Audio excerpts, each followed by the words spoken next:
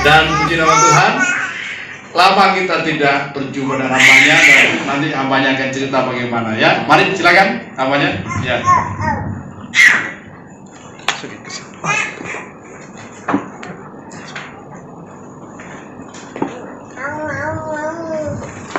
Haleluya.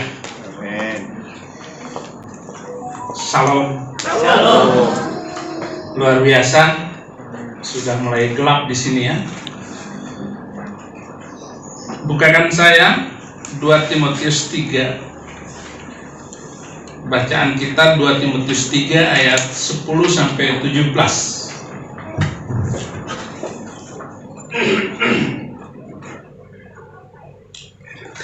Kesusahan adalah harga dari ibadah kita. Saya membaca sejarah orang Kristen, itu kok nggak ada senangnya, menderita terus. Membaca ini menderita, baca ini menderita. Kayaknya nggak ada senangnya ya. Tapi kita lihat dulu bacaan ini. 2 Timotius 3 ayat 10 sampai 17.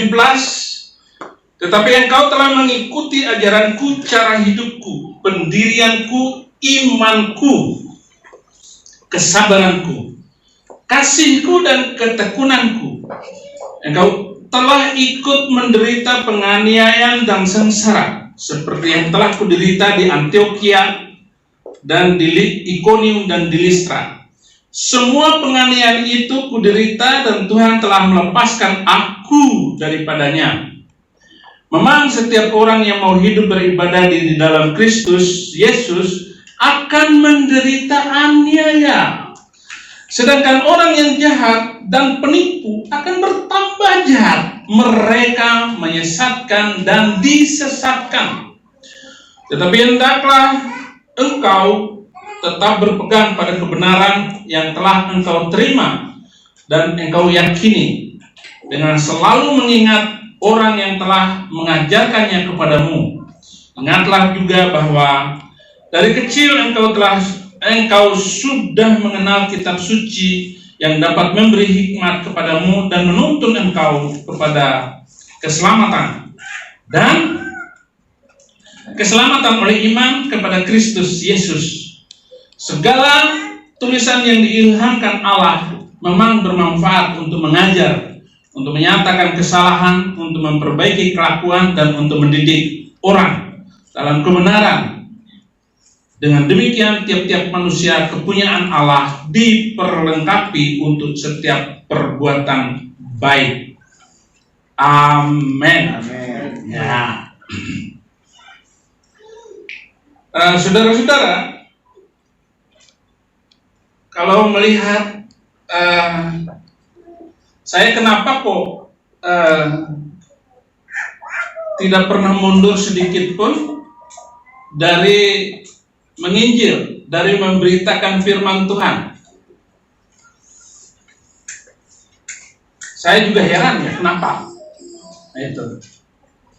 Tetapi apa yang saya lakukan, itu saya memandang firman Tuhan, saya memandang bagaimana membaca Injil ini harus benar. Kalau saya membaca kitab Musa, sayalah Musa. Kalau saya membaca kitab Yesaya, sayalah dia. Kalau saya membaca surat-surat Paulus, sayalah Paulus.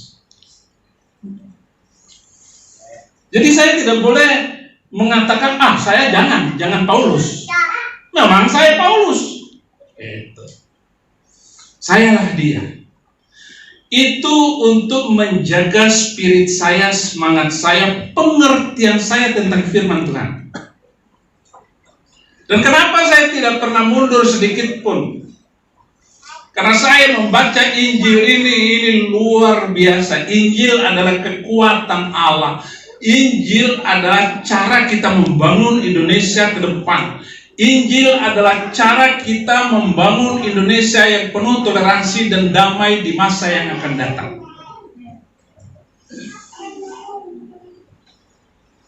Roma 1 ayat 16. Roma 1 ayat 16. Sebelum saya membahas.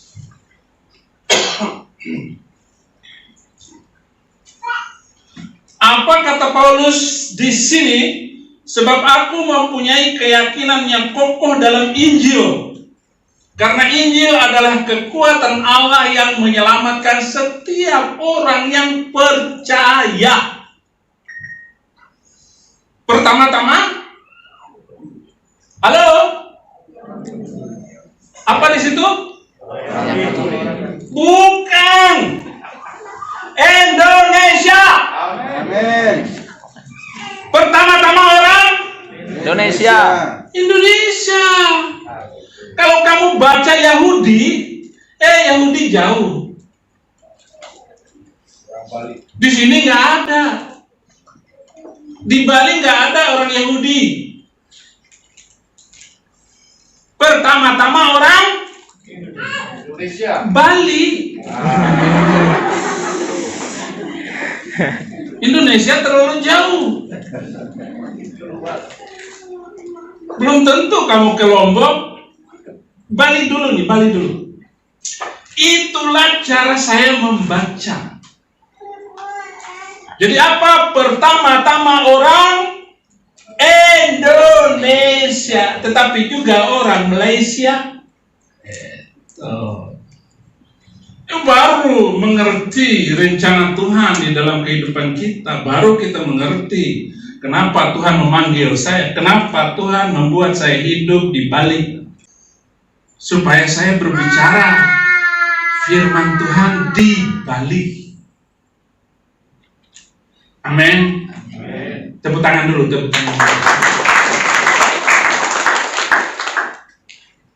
Nah, saya cara menerjemahkan Alkitab itu langsung to the point. Sehingga saya tidak berbelit-belit. Saya bukan orang teologia. Ngomong ini, ngomong itu, nggak ada urusan. Ngomong apa? Sudah berapa orang yang kamu menangkan? Sudah berapa orang yang kamu rawat? Sudah berapa orang yang kamu bantu di dalam melayani Indonesia bagi Kristus? Nah, ini yang harus Anda pahami dulu. Kenapa saya akhirnya tidak pernah berubah sedikit pun di dalam pemahaman saya tentang firman Tuhan. Saudara-saudara, setiap orang yang mengenal Tuhan harus beribadah kepadanya. Beribadah kepada Tuhan harus dilakukan dengan segenap hati. Ulangan 10 ayat 12. Maka sekarang hai orang Israel, apakah yang dimintakan daripadamu oleh Tuhan Allahmu selain dari takut akan Tuhan? Takut Tuhan. Allahmu hidup menurut segala cara yang dijalankannya, mengasihi Dia, beribadah kepada Tuhan Allahmu dengan segenap hatimu dan dengan segenap jiwamu. Dan dengan segenap sukacita. Ibadah kepada Tuhan adalah nyanyian dalam hati, bukan beban di pundak. Ibadah itu sendiri berarti apapun yang kita lakukan untuk kehormatan, kemuliaan, dan kesenangan Allah dalam Kristus Yesus. Setiap Anda yang datang beribadah, jangan membawa beban. Memang beban hidupmu berat, bawalah kepada Dia. Tetapi ketika ada di sini, Anda harus bersukacita penuh karena Tuhan. Jangan datang beribadah dengan bersungut-sungut. Wah, bukan, Tuhan tidak minta kamu persembahan berapa? Enggak. Sungguh-sungguhlah kepada Tuhan. Tuhan akan melimpahkan semuanya. Saudara, ketika saya mulai memahami firman Tuhan, saya tidak bisa membayar kebaikan Tuhan dalam hidup saya. Sebab kalau saya boleh jadi orang Kristen, kemurahan Tuhan. Kalau saya jadi orang Kristen hari ini, waduh, nggak bisa dibayar. Kepastian keselamatan yang dituntun oleh Yesus Kristus karena menerima Dia sebagai Tuhan, itu lebih dari segala-galanya bagi hidup saya. Selama ini saya membenci orang Kristen, saya membenci karena itu perintah kitab suci saya. Makanya saya kasih 3 nama anak saya: Fikri Khomeini, Saddam Hussein, Muammar Gaddafi. Kenapa? Karena saya gak suka dengan orang Yahudi dan orang Kristen. Makanya kalau Tuhan membalikkan otak pikiran saya menjadi orang Kristen, waduh, gak bisa saya bayar. Terima kasih Gusti Yesus. Matur nuwun. Makanya saudara-saudara, saya harus lebih daripada siapapun yang sudah menjadi Kristen. Saya harus merasa saya akan lebih daripada mereka. Itulah tujuan hidup saya. Kenapa? Kalau saya bisa jadi Kristen, kemurahan Tuhan kok. Maka saya bayar semuanya. Saya lepaskan semuanya. Saya sanggup berkorban dengan jiwa, raga, bahkan nyawa saya, serta apapun yang ada pada saya, bagi memuliakan Tuhan Yesus Kristus. Maka apa yang saya berikan kepada Tuhan belum seberapa. Saya terlambat jadi orang Kristen, 41 tahun baru jadi orang Kristen. Rugi kan? Kenapa nggak dari dulu? Kalau saya tahu babi itu enak, udah dari dulu. Dibego-begoin sama Abdul Somad. Abdul Somad itu yang bego-begoin saya. Ternyata babi itu enak. Enak sekali. Apalagi babi guling Bali. Wah, enak. Ya saudara-saudara, dengan sukacita ibadah kepada Tuhan adalah nyanyian dalam hati, bukan beban di pundak. Ibadah itu sendiri berarti apapun yang kita lakukan untuk kehormatan, kemuliaan, dan kesenangan Allah di dalam Kristus Yesus. Mari beribadah dengan sukacita. Siapapun yang naik di mimbar ini, saudara-saudara, harus sukacita.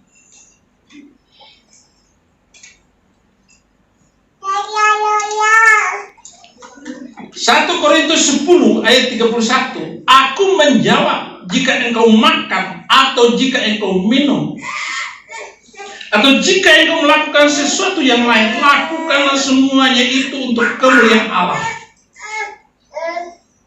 Jadi bukan ibadah saja sebenarnya. Apa saja lakukan dengan sukacita karena Tuhan. Amin. Apalagi saya ngomong ibadah, ya harus sungguh-sungguh, senang, dan luar biasa. Jangan ibadah untuk kesombongan, untuk gaya-gaya, untuk gagah-gagah, enggak. Pada saat kita mau melakukan ibadah, maka tantangan, masalah, bahkan aniaya akan kita alami. Apakah kita takut? Sama sekali tidak.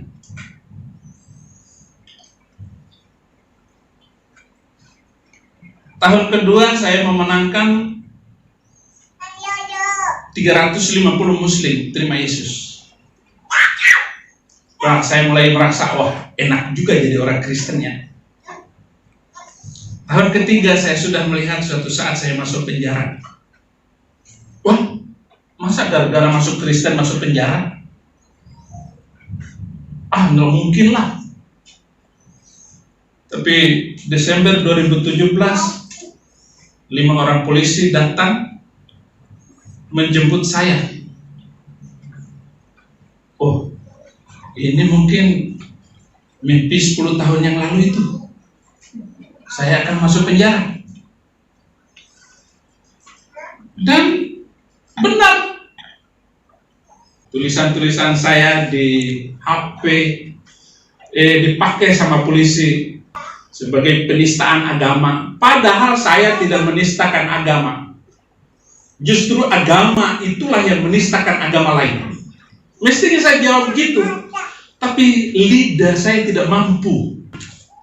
Saya harus membela kebenaran. Saya harus berada di tengah-tengah orang minoritas untuk membela agar mereka hidup sama dengan yang mayoritas.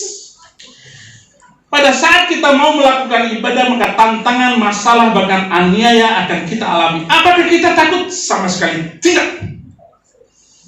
Ada 3 hal yang mewarnai ibadah orang Kristen.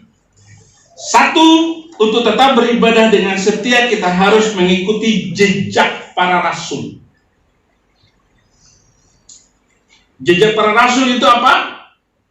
1, pengajaran mereka. Yang kedua, cara hidupnya sederhana, mudah, dan nggak neko-neko, nggak kadal-kadalan. Pendirian mereka tetap utuh dan tidak menipu dirinya sendiri. Apa yang harus kita katakan, katakan. Imannya, keteguhan iman para rasul itu adalah iman yang tidak pernah goyah sedikit pun. Bahkan para rasul mengalami penganiayaan fisik, dibunuh, disalibkan, dan penderitaannya luar biasa. Iman, kesabarannya, sabar, tahan uji. Kasihnya, dia membagi hidup dengan jemaatnya, membagi hidup dengan sesama, membagi hidup di dalam memberikan pelayanan kepada banyak orang. Dan yang ketujuh adalah ketekunannya, tekun di dalam melayani. Setelah saya keluar dari penjara, saya tuh tidak pernah berhenti kayaknya. Terus saya baru pulang dari Bangka, saya baptis 15 orang di sana di Bangka. Itu semua yang nonton YouTube, Pak. Nonton YouTube Pendeta Saifuddin Ibrahim masuk Kristen. Gampang sekali sekarang. Jadi saya nggak perlu lagi meninjil ke satu tempat lalu orang itu bertobat. Enggak. Cukup mereka nonton YouTube. Saya ditelepon dari Bangka, Pak Pendeta, baptis saya. Oke. Nanti di Surabaya kemana lagi terus datang begitu. Begitu terus. Luar biasa ini. Kecanggihan teknologi yang luar biasa ini harus dimanfaatkan maksimal. Yang kedua, untuk tetap beribadah dengan setia kita memerlukan anugerah Tuhan. Rasul Paulus menekankan anugerah Tuhan sebagai dasar keberhasilan. 1 Korintus 10, 1 Korintus 15 ayat 10, tetapi karena kasih karunia Allah, aku adalah sebagaimana aku ada sekarang.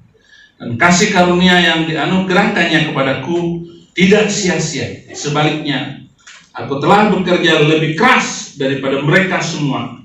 Tetapi bukannya aku, melainkan kasih karunia yang menyertai aku. Jadi keberanian Paulus melakukan dan mengajar, menginjil, itu karena kasih karunia. Jadi bukan karena saya, bukan karena Anda, bukan karena siapa di dalam hidup kita. Tapi pertolongan Tuhan yang memampukan saya, membuka hati saya, membuka pikiran saya untuk tetap menyatakan Yesus segala-galanya. Saya tidak bisa merekayasa hidup saya sampai hari ini. Apa yang saya suka, suka. Enggak. Dengan Pak Gembala ini ya mirip-mirip hati kita ya. Sering ditipu orang karena terlalu jujur. Haleluya.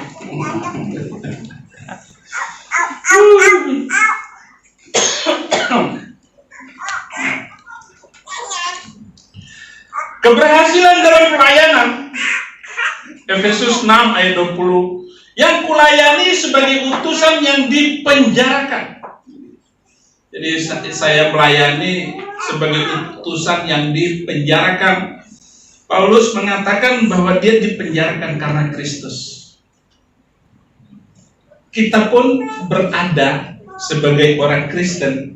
Kita ini sudah dipenjarakan karena Kristus. Karena Yesus Kristus ada di dalam hidup saya, maka terbatas semua gerakan saya. Apa yang mesti saya lakukan, itu terbatas. Kenapa? Yesus Kristus telah memenjarakan hidup saya. Maka saya tetap harus melakukan seperti yang diinginkan oleh Tuhan. Seperti yang diinginkan oleh Yesus Kristus di dalam kehidupan saya. Maka saya tidak bebas lagi melakukan kehendak dan keinginan saya. Itu maksudnya. Terpenjara karena Kristus. Nah itu saudara-saudara. Yang kedua, keberhasilan dalam menghadapi berbagai masalah. 2 Korintus 12 ayat 10. Karena itu aku senang dan aku rela di dalam kelemahan, di dalam siksaan, di dalam kesukaran, di dalam penganiayaan, kesesakan. Oleh karena Kristus, sebab jika aku lemah, maka aku kuat. Maka aku kuat. Itu yang dikatakan oleh Paulus ketika dia berada di dalam kegiatan yang luar biasa, sangat intens sekali. Paulus itu menginjil, menulis, berkhutbah, membangun jemaat, pergi kemana-mana. 2 kali dia keliling Eropa. Karena iman yang luar biasa itu.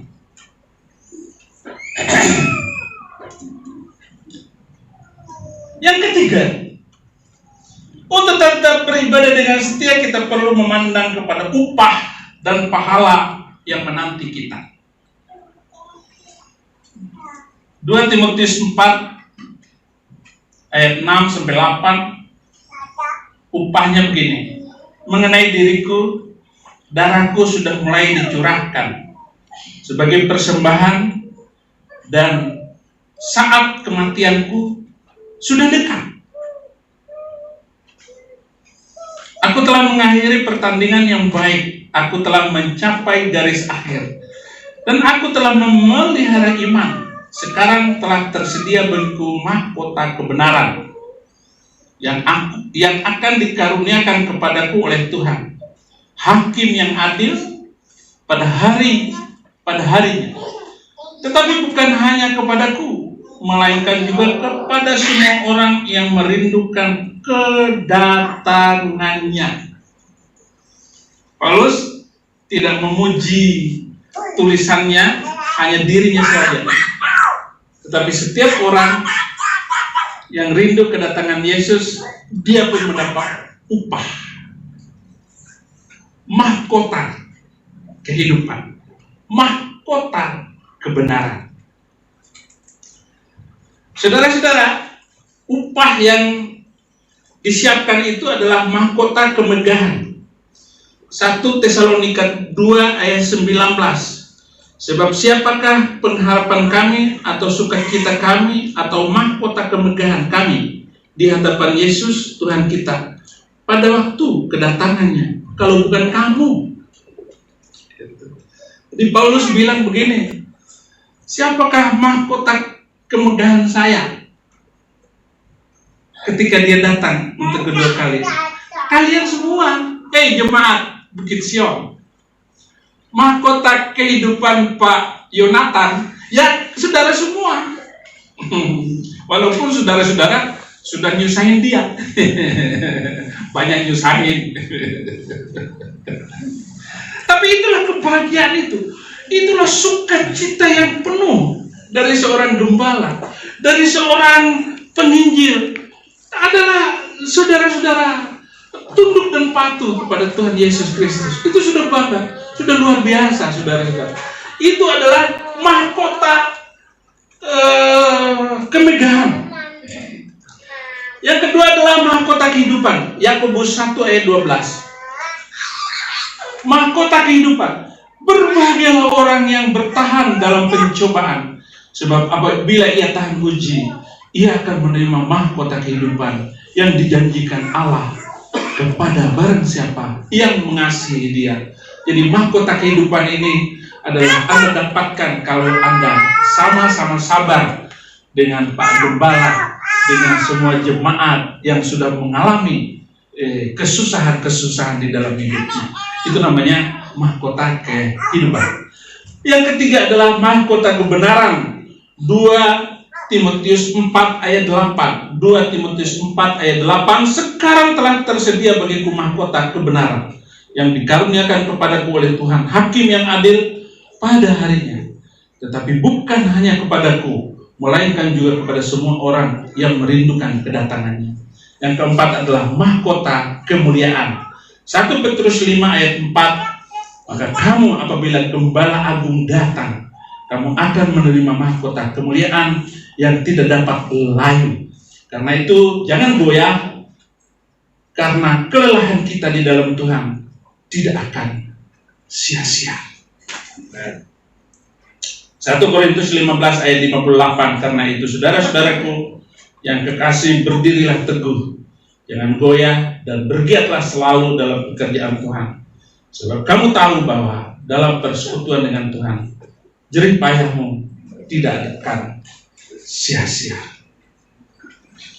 Yang bersama dengan saya ada seorang gembala GBI, ketemu dengan saya di penjara. Ya, walaupun gembala juga ya di penjara juga. Tapi intinya waktu saya bertemu dengan jemaat dalam penjara, siapapun yang bertobat dalam penjara, dia dipenjarakan bersama Yesus. Maju, mari bersaksi, saudara. Dia belum istirahat dari tadi. Dia nyetir. Silakan. Shalom.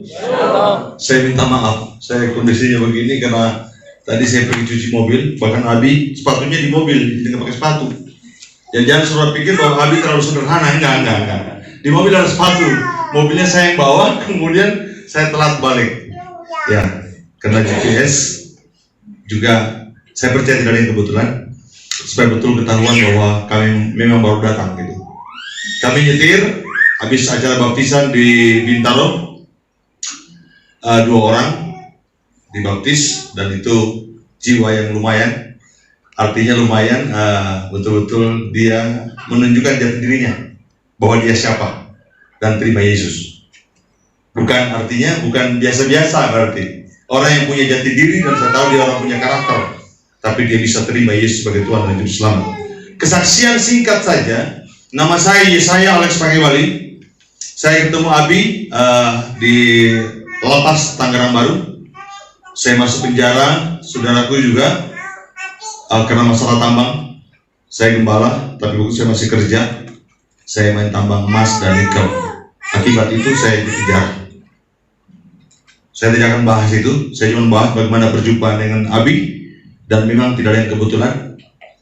Kegerakan yang luar biasa terjadi di penjara saat saya bertemu beliau. Beliau sudah melakukan kegerakan juga di Tangerang Lama. Abi sudah melakukan kegerakan dan ada puluhan juga orang sudah terima Yesus di sana. Nah, saya juga melakukan kegerakan di Rutan Salemba. Di situ puluhan orang bertobat dan dibaptis. Jadi betul-betul kemudian kami seperti janjian. Bahkan Abi sempat bilang sama saya, udah kamu kesini aja ke Tangerang Lama gitu loh. Saya bilang, Bi, saya ini doa tapi kuat gerakannya ke Tangerang Baru gitu.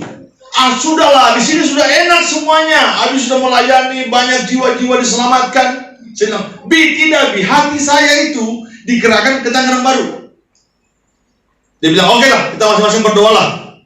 Kalau kamu ke Tangerang Baru, tinggal nyebrang lagi Tangerang Lama, dekat. Artinya hubungan Tangerang kan sama. Nah, saudara, mujizat terjadi, saudaraku. Pas saya masuk ke Tangerang Baru, dan saya minta pindah karena waktu itu saya mau diangkat jadi foreman. Foreman itu kepala blok. Dan sudah ditunjukkan bahwa ini kamu dapat income sekian puluh juta per bulan dengan kamu jaga blok. Saya bilang, kamu salah kalau saya pegang blok. Karena judi pasti akan babat. Narkoba nggak ada, nggak boleh ada di blok saya. Judi nggak boleh ada di blok saya. Padahal income terbesar di tempat itu. Singkat cerita, saya tolak itu dan saya bilang, kirim saja saya. Kemana? Tangerang Baru. Saya dikirim, saudara, Tangerang Baru. Saudara tahu mujizat Tuhan terjadi. Tiba-tiba saya turun blok, ada namanya menara penampungan sementara di lapas itu. Sebelum turun di blok, baru saya turun 1 minggu lebih, ada kabar, ada Abi di atas di menara. Coba lihat, tidak perlu janjian kalau dengan Tuhan, tidak perlu, hatimu saja mau, roh sama untuk menangkan jiwa, pasti terjadi. Dan apa yang terjadi, saudara? Kami kemudian dibilang Abi, cepat urus saya. Mau kemana, Bi? Turun dari menara. Saya udah nggak kuat gerakan ini untuk menginjil di Tangerang Baru ini. Kemudian ya, singkat cerita, pengurusan ini kemudian Abi turun. Disitulah awal-awal kegerakan, dan disitulah juga awal-awal tantangan yang besar gitu. Saudara tahu, setiap hari kami diperhadapkan intimidasi dengan teroris. Khususnya Abi. Ini yang kena terus. Dapat disorong, Abi cuma pasang badan aja, tapi dia nggak pernah mau mukul juga. Dia orang terlalu sabar gitu. Kelihatan aja mukanya yang sangar gitu. Mukanya sih agak sangar gitu, tapi hatinya, saudara, ini yang dibilang bahwa selembut salju. Nah, singkat cerita, kemudian kami mulai menginjil, kami mulai bangun tim di sana, kami mulai bentuk tim-tim, dan kami muridkan mereka, kami bentuk mereka untuk bagaimana dalam penjara pun harus menginjil.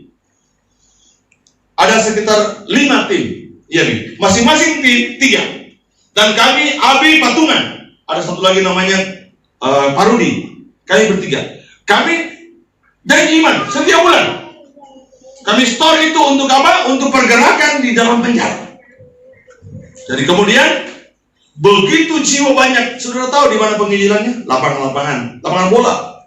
Kemudian di mana? Di blok-blok, setiap blok yang sudah tergerak hatinya, kita buka satu komsel, kegerakan luar biasa.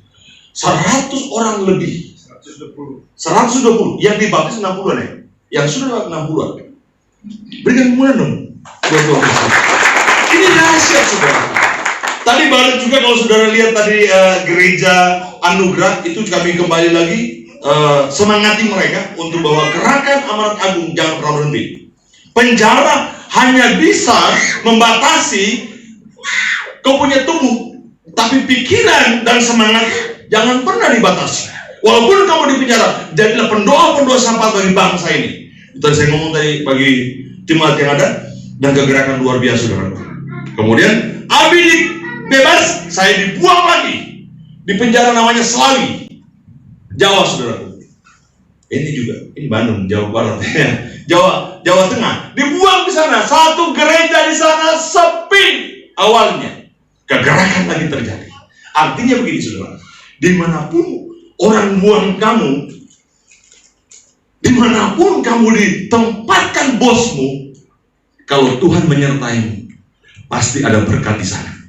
Kalau Tuhan menyertaimu, ada kegerakan yang luar biasa di sana.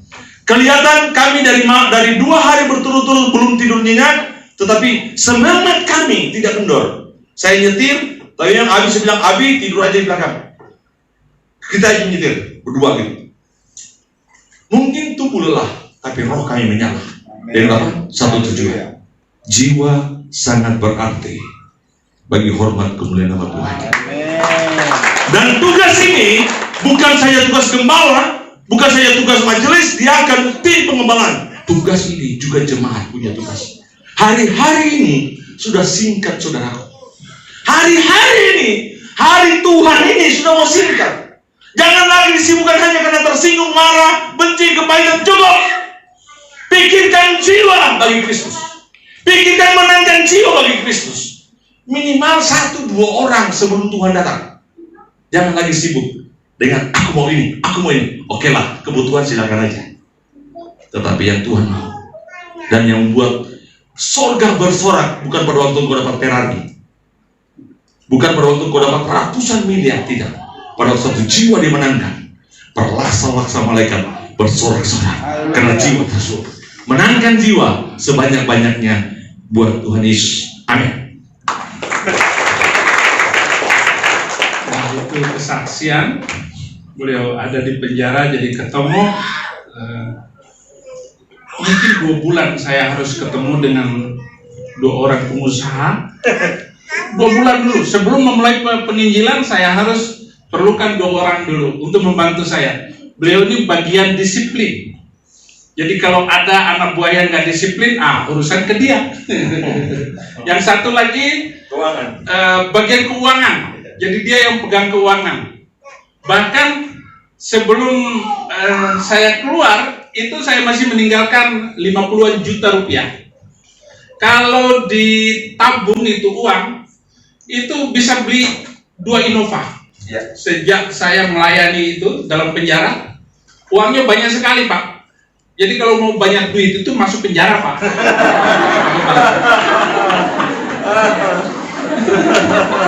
Bisa aku beli 2 Innova. Wih, hebat Tuhan Yesus ini ya. Wah, luar biasa. Itu. Ya tapi walaupun 2 Innova sekalipun ya saya nggak mau masuk lagi. Terlalu susah. Namun saya tetap bergembira bagaimanapun keadaannya selama saya dalam penjara. Terima kasih. Khotbah selesai. Tuhan Yesus memberkati. Haleluya, luar biasa. Ketika beliau baru keluar dari penjara, ya, beliau janji kan. Soalnya berapa bulan sebelum keluar dari penjara, saya di messenger. Seingat saya, sebuah hamba Tuhan rekan-rekan saya, baik mulai dari mana itu, mulai dari Malaysia, Amerika, bahkan sampai di Taiwan, datang kunjung saya. Cuma Pak Yonatan aja, saya panggil saya bilang siap ya. Saya telepon namanya almarhum Pendeta Dr. Raja Wali, kita kunjungi hambanya ya di istananya. Dan kami ketemu di sana.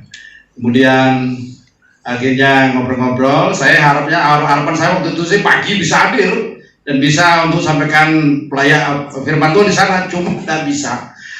Jadi siang sudah jam 11 lewat baru kami sampai di penjara, saudara. Dan kami ngobrol, saya bilang keluar dari penjara harus ke Denpasar, puji Tuhan. Baik, saya percaya saudara hari ini semua diberkati. Amin. Ya.